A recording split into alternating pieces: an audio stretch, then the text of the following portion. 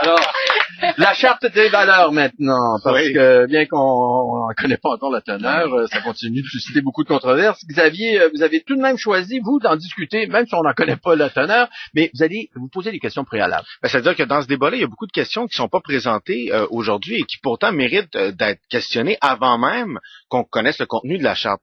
Et une de ces questions, notamment, c'est celle de l'idée partagée par tous les participants au débat en ce moment, que ce soit le gouvernement au pouvoir, la commission Bouchard-Taylor ou même les laïcs qui sont très stricts, c'est l'idée que l'État doit être neutre. Et l'idée de la neutralité de l'État, elle n'est jamais questionnée aujourd'hui et pourtant c'est une question qui est difficile. Quelle est son origine?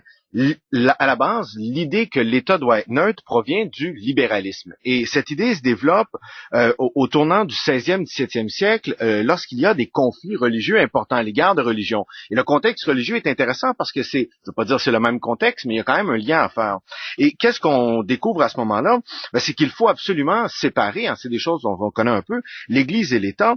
Et l'État va commencer à dire, je dois m'abstenir d'imposer un modèle de vie bonne. Je vais laisser les individus libres de choisir de vivre comme ils le désirent. C'est ce qu'on peut appeler une espèce de pacification idéologique de la société. L'État va se départir de son droit d'imposer un modèle de vie morale. Et effectivement, sur la surveillance, on aurait pu parler de l'aspect économique derrière ça, donc parce qu'on est très liés. Il y a un rapport à l'économie derrière ça aussi. La pacification de la société aujourd'hui va passer par le commerce et par le comportement économique. Et ça va devenir très, très important dans une branche du libéralisme. Ce qui est important de comprendre, donc, c'est que l'idée selon laquelle l'État doit être neutre tire son origine du fait que pour éviter qu'il y ait des conflits dans la société, c'est ce qu'on parlait la semaine dernière, pour éviter qu'il y ait des conflits, il faut que l'État soit indépendant moralement. Et par exemple, un libéral comme Benjamin Constant, au début du 19e siècle, pouvait dire à propos de l'État, « Prions l'autorité de rester dans ses limites, qu'elle se borne à être juste, nous nous chargerons d'être heureux. » C'est pas à l'État de me dire comment me comporter. Alors, le problème derrière ça, et j'ai envie de dire, c'est un des paradoxes de la position du PQ. On n'a pas le détail, donc je ne veux pas questionner le détail, mais comment l'État peut-il être neutre? Et d'abord, la question du crucifix, mais comment peut-on vouloir préserver la neutralité en faisant la promotion de valeurs? Donc, si je fais la promotion de valeurs, par définition, je suis pas neutre. Donc, la façon de sortir de ce paradoxe-là, qui est un paradoxe à l'origine même de la question du libéralisme, c'est de dire, les valeurs que je propose, ce ne sont pas des valeurs spécifiques, mais des valeurs universelles. J'espère qu'il y a quelqu'un qui va récupérer vos arguments. Non, mais ils sont utilisés. mais en disant ça, là est le problème de ce que le PQ fait. Parce que si je dis, l'État est neutre parce qu'il propose des valeurs qui sont universelles, en quoi donc je propose des valeurs québécoises? Si ces valeurs sont québécoises, elles ne sont pas universelles et donc l'État n'est pas neutre. Et donc, ce que je voulais faire aujourd'hui, c'est très très court, mais simplement juste pour amener les auditeurs à réfléchir et j'espère aussi les politiciens, que vouloir la promotion de l'État, ça paraît très très noble dans l'absolu.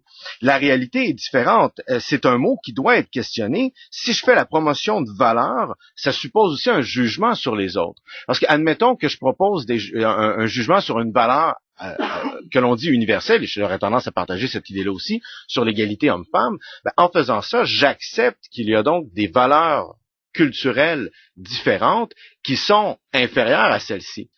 Et donc, si je veux prôner l'égalité des cultures ou le respect égal de toutes les cultures, je dois quand même reconnaître qu'en prônant des valeurs universelles, je suppose qu'il y a des cultures inférieures à d'autres, parce qu'elles ne correspondent pas dans leur modèle, et elles ne s'arriment pas à cette idée de valeur universelle. Donc la question est très délicate, et effectivement, il faut y réfléchir. Est-ce que l'État doit être neutre? Est-ce que l'État peut être neutre? Derrière l'idée de valeur commune, c'est une idée qui peut être très noble, mais il faut comprendre que la question de l'universalité elle va pas de soi. Alors, on ne connaît pas le contenu encore. Moi, je veux pas en discuter. Avec Normand, on s'est bien tenu de commenter. Je sais que vous voulez pas commenter puis que vous voulez pas vous mouiller, mais... Non, mais on va se mouiller, c'est clair. Depuis tout à l'heure, vous nous parlez de neutralité. Ça n'a pas l'air neutre pas en tout. Ceux qui écoutent savent que je suis pas très neutre en ce moment. Mais l'idée, donc, on aura l'occasion de se mouiller lorsqu'on aura le contenu, mais ce que je voulais amener les auditeurs à réfléchir peut-être, c'est justement au fait que cette idée de neutralité, elle va pas de soi et elle implique plusieurs choses. Plusieurs événements ont retenu votre attention, Normand. Non, c'est Xavier qui commence cette semaine. Xavier, bon, il y a eu des émeutes xénophobes en Russie, l'élection d'un candidat du Front National en France. D'ailleurs, ça monte drôlement. Je pense qu'ils sont rendus à 24%, le Front National. Ainsi que plusieurs commentaires très durs tenus dans le cadre du débat sur la Charte des valeurs ici au Québec. Vous en avez glissé un mot tout à l'heure. Qu'est-ce qui se passe là? On assiste à une résurgence de la xénophobie, du racisme. C'est une bonne question. Je prétendrai pas y répondre parce que je voudrais pas généraliser, puis ça demanderait des études quand même très très poussées. Mais je vais te dire, peut-être qu'on peut réfléchir un peu à ce qu'est le racisme et la xénophobie. Je commence par le racisme. En fait, j'ai pas l'impression qu'on assiste vraiment à des comportements racistes en ce moment, pour le simple fait que le racisme c'est une idéologie qui se fonde sur la pensée raciale en elle-même. Alors on sait aujourd'hui, enfin j'ai des scientifiques ici, Monsieur Gingras qui le sait probablement plus, mais l'idée même de race, scientifiquement, c'est plus démontrable, mais même si on accepte cette pensée raciale-là, ça implique pas nécessairement qu'il y ait racisme. Le racisme, c'est une idéologie qui suppose d'avoir découvert les lois du développement historique. Le fondateur, si on veut, de la pensée raciste, Gobineau, avait écrit en 1835 l'essai sur l'inégalité des races humaines, et c'est cette idée que l'histoire se développe dans une corruption progressive des races à travers justement la mixité. Gobineau invente le mythe arien, et évidemment, ça aura un impact très important dans le développement de la pensée raciale. Mais j'ai pas l'impression ici qu'on parle au Québec, en tout cas du moins beaucoup de race en ce moment. Je pense que c'est beaucoup plus intéressant d'analyser sous l'angle de la xénophobie. La xénophobie, ça fait référence à quoi? Le xénos, c'est un terme grec qui désigne l'étranger. Donc la xénophobie, c'est littéralement la peur de l'étranger. Et on peut très bien probablement être xénophobe sans pour autant être raciste. Et je crois qu'on gagne à interpréter à partir de ce paradigme-là. Alors pourquoi existe-t-il de la xénophobie? Ça peut prendre différentes formes. Ça peut prendre une forme d'indifférence, ça peut prendre une forme de préjugé. La première forme probablement de la xénophobie est fondée sur l'ignorance. Forcément, quand on ignore comment l'autre ou comment quelqu'un d'étranger vit, on peut se poser des questions et ça nous amène à être confrontés à notre propre mode de vie. Alors évidemment, c'est facile de répondre à cette question-là. Il suffit d'éducation, de communication pour régler. Mais évidemment, ça peut donner un sentiment beaucoup plus intuitif, j'ai envie de dire, ou en tout cas ancré, on en parlait un peu plus tôt avec Evelyne, c'est que forcément, l'étranger implique un sentiment d'étrangeté. L'étranger, c'est celui qui est étrange. Étrange pourquoi? Parce qu'il est hors norme. Hors norme au sens où il n'est pas dans le normal. On a tous ici des comportements qu'on va juger normaux et un comportement qui apparaîtra anormal sera un comportement étrange. Alors évidemment, quelqu'un qui ne partage pas les mêmes normes, ou on peut penser à un immigrant qui arrive ici, il est ici depuis 2-3 semaines. Forcément, son comportement va être étrange pour plusieurs autres personnes. Donc ça peut amener effectivement un sentiment à la limite très très intuitif où ça vient bousculer nos habitudes. Le troisième point sur la xénophobie que j'aimerais parler, c'est celui qui, en fait, moi m'intéresse le plus parce que c'est celui qui me fait le plus peur et c'est celui que j'ai l'impression à laquelle on est en train d'assister. Quand on veut tisser des liens dans une communauté, rassembler les gens entre eux, on peut créer la xénophobie comme une arme politique en rejetant, en fond, une espèce quand je dis de prendre l'autre comme un bouc émissaire sur certains problèmes et de rassembler un nous qui deviendra à ce moment-là uni face à l'autre.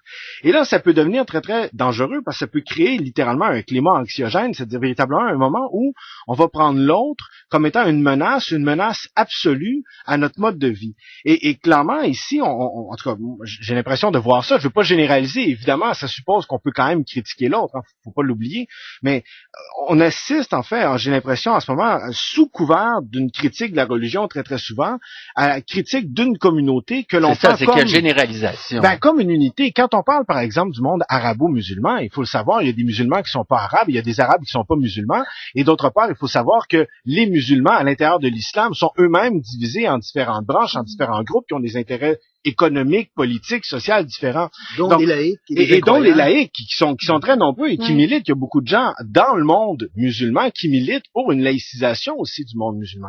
Donc, c'est très, très complexe cette chose-là et j'ai l'impression des fois que on est vraiment en ce moment, en tout cas pour le dire au Québec, et je veux pas généraliser, c'est pas parce qu'on critique l'islam qu'on est dans cette mouvance-là xénophobe, mais à entendre certains propos, on a l'impression que pour certains, c'est une réalité où l'islam est utilisé ici comme repoussoir. Et pour le dire simplement, et peut-être en généralisant un peu, où l'islam apparaît comme le symbole même de la barbarie face auquel il faut lutter. Et quand on lit des fois des commentaires comme ceux de Madame que j'ai cité un peu plus tôt, Madame Filiatro ou Jeannette Bertrand, on a vraiment l'impression que chez certaines personnes, le refus ici de l'islam, c'est surtout le refus d'un autre mode de vie qui est peut-être incompatible avec le nôtre, mais refuser un mode de vie ou une religion, ça veut pas dire refuser une personne qui elle-même peut être prise dans cette communauté-là. Donc je pense que, encore une fois, je veux pas généraliser et j'insiste beaucoup là-dessus parce que je trouve, et avec Normand, on s'entend tout à fait là-dessus, il faut critiquer la religion et la religion, comme n'importe quel autre vecteur idéologique dans une société, doit être critiquée. Mais c'est pas parce qu'on critique une religion qu'il faut nécessairement critiquer les gens qui sont dans cette religion-là et faire des amalgames qui peuvent s'apparaître douteux et qui peuvent introduire dans la société des divisions qui peuvent devenir très dangereuses. Et il faut jamais l'oublier. Mais on le voit aussi quand on écoute Xavier que c'est effectivement un facteur de division. Or, dans les religions, il y a aussi des points de similitude, je veux dire, dans le fondement de la foi ou dans la pratique, je veux dire. Et ça, c'est jamais mis en évidence non plus. On va jamais chercher le positif, je dirais, ou qu'est-ce qui peut rassembler les gens qui ont une croyance. On insiste vraiment sur le fait que ça divise obligatoirement. Ben, c'est clair qu'ici, en tout cas, on joue le jeu de la division et c'est sujet à débat. Cette question-là est certainement délicate et probablement que les commentaires commencent déjà à rentrer, mais il faut le dire, mais c'est une question délicate, mais quand même, c'est fait d'un point de vue, en tout cas sur la charte des valeurs, c'est fait d'un point de vue qui peut porter flanc à cette xénophobie-là, puisqu'on parle pas de charte de laïcité, mais de valeurs québécoises. Donc un Québécois qui ne partage pas les valeurs québécoises devient automatiquement rangé dans le cadre de l'autre, et ça, il y a un danger. Et Normand... Oui, ça va. Evelyne est contente, elle lève le poing et tout. Bientôt, elle va se manifester. J'encourage Xavier, j'ai le droit. Bon, ce qu'on appelle, mon cher Normand,